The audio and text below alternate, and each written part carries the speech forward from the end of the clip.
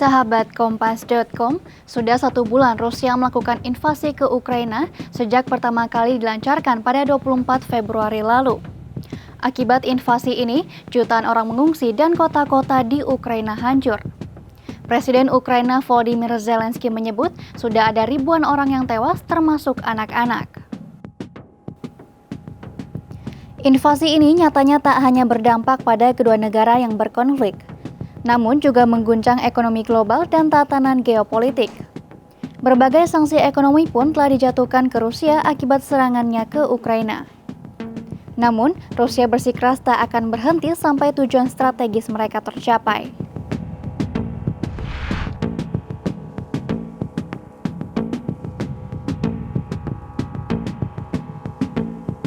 Di tengah situasi ini, Presiden Rusia Vladimir Putin berencana untuk menghadiri KTT G20 di Indonesia.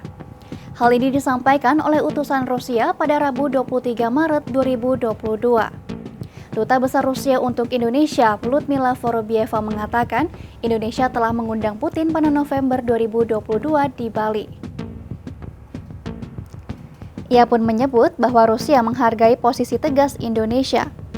Pasalnya, ia mengungkapkan ada upaya negara-negara barat untuk mengusir Rusia dari organisasi dunia termasuk G20.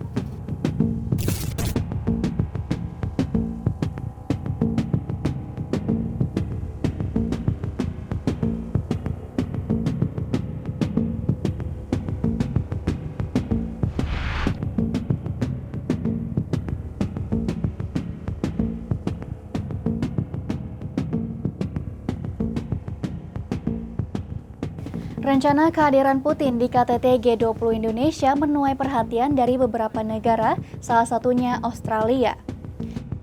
Perdana Menteri Australia Scott Morrison mengaku prihatin atas rencana tersebut. Ia bahkan menyebut kehadiran Putin adalah langkah yang terlalu jauh.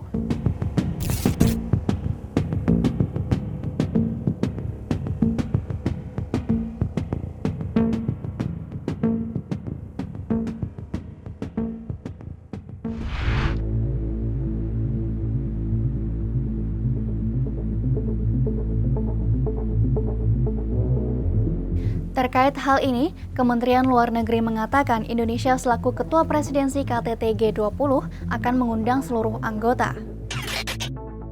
Duta Besar RI Trian Cahjani mengatakan sikap Indonesia akan selalu berpegang pada aturan presidensi, termasuk mengundang Rusia dalam pelaksanaan KTT G20 di Bali.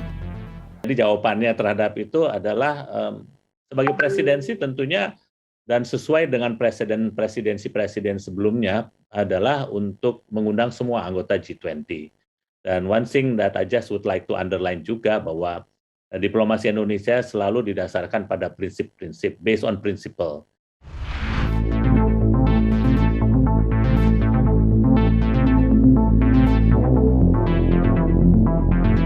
Di tengah penolakan kehadiran Putin di KTT G20, China menyatakan dukungannya untuk Rusia.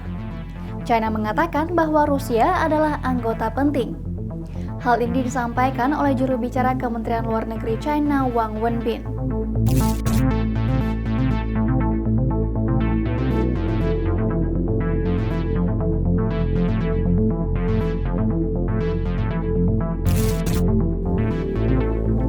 Sementara itu, anggota Komisi 1 DPR Effendi Simbolon menyebut bahwa Indonesia tidak bisa serta-merta bersikap atas permintaan negara barat untuk mengeluarkan Rusia dari KTT G20. Menurutnya, hal tersebut tidak tepat dilakukan dalam hal diplomasi internasional. Ia pun menilai bahwa Presiden Jokowi harus memanfaatkan posisinya untuk mengatasi konflik tersebut.